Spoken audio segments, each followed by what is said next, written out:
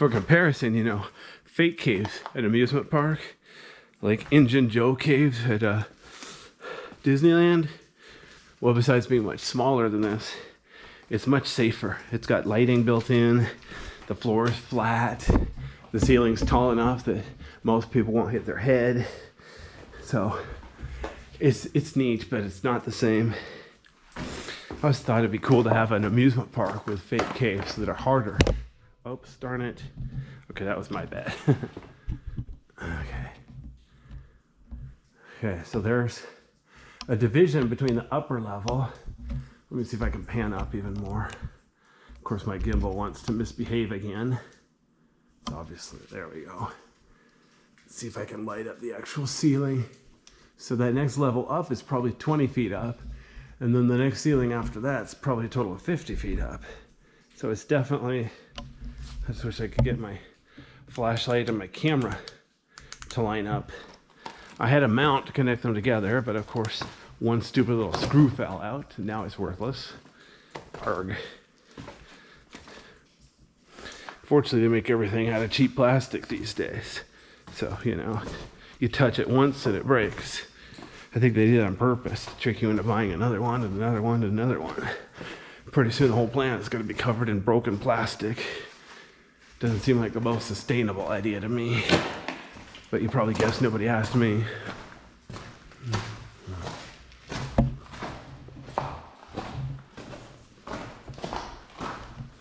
Okay, let's check it out. To the untrained eye, it looks like the cave is blocked. Oh, not again. Okay, here we go. So it looks like the cave is blocked, but check it out. The fun is just beginning. Go to the top of this pile here very carefully because the ceiling is heading right for my head. I think it's a conspiracy to destroy my head. Oops. Definitely have to be careful here. Gotta watch my feet and my arms, my legs, any other body part I might want to keep for later. There. Now look at this. Now I'm at a part where the cave is like easily 20 feet wide over there, at least 40 feet tall. So I'm gonna go down here just so I can turn around and go the other way. Go back and finish this video so I can take a break and then do the next video.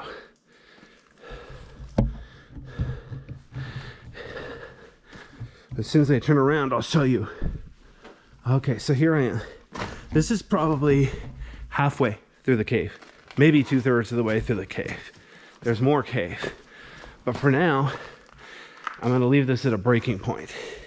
I can come back later and finish it. Hopefully later today, depending on how well my flashlights and cameras behave. Oh, wow. Wow. It's just such a huge cave. Definitely a cousin of Ape Cave, but Ape Cave's 2 miles long. It's quite a bit easier. It's so busy. Just people everywhere. It's like, you don't even need to bring your own light. You could just use other people's light almost. Okay. So here's the rock pile. So I'm going to turn around, head back up towards the entrance.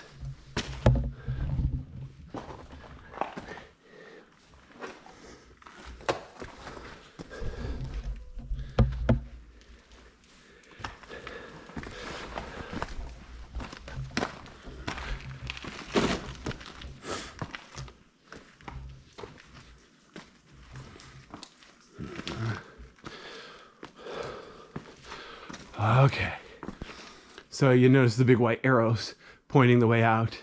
Is front of me here, you might not even notice there's cave. Oops. Now let me pan up. Notice there up on top of the arrows, there's cave.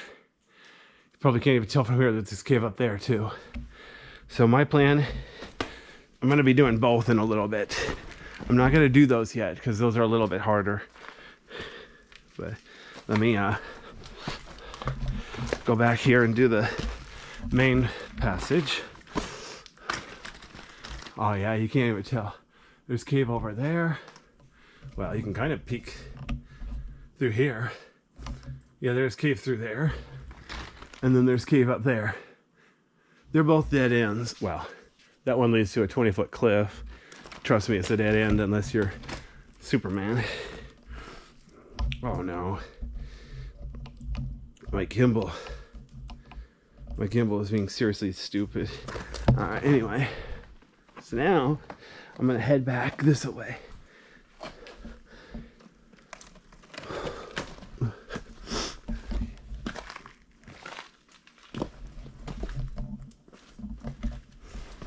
I have to be careful of my head here. It's a part where the ceiling's only like 4 feet tall. Luckily, I'm slightly taller than that.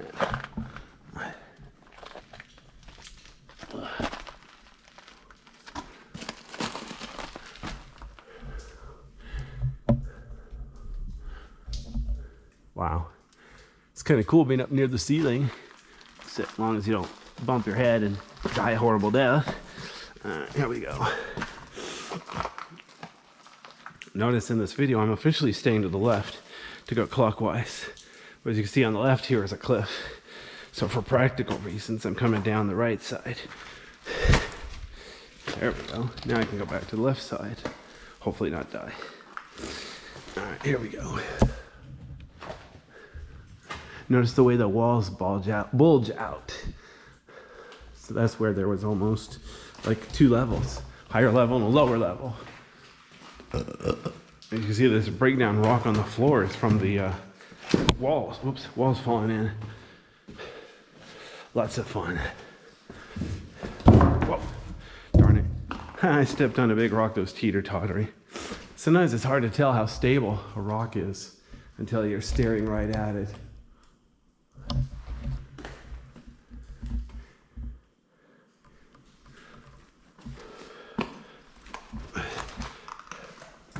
As you can see, I'm at the part where the cave splits levels. Again, where I'm standing, the ceiling's less than 20 feet tall. And then there's another level up there, maybe 25 feet up. And then there's a ceiling, part of which is easily 50 feet up. Like Darth Vader said, impressive, most impressive. Obviously, I've been in bigger caves. There's even a cave near here called Big Cave. And it's not sarcasm. It really is huge. It's not long, but the ceiling and the walls, it's like 100 feet in diameter. It's just huge. That's what they should call it. Humongous cave. So as you probably guessed, the entrance, you have to crawl in. Anyway, Murphy's Law. Wouldn't it be funny if you're hoping for a big cave and you found that tiny entrance and you're like, oh shoot, this must be the wrong cave. Anyway.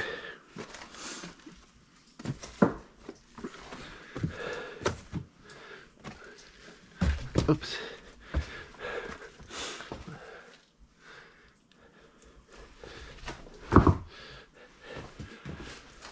Let's see if I can go over here to the left or if I should stay to the right. Oh, too late. I'm on the left. It's a little bit of work, but... Oh, wow. Let me pan down here, just because I want to show the color. I keep saying how the rock in this cave is mostly gray, and then the cave slime is mostly silver. Look at this red rock. I think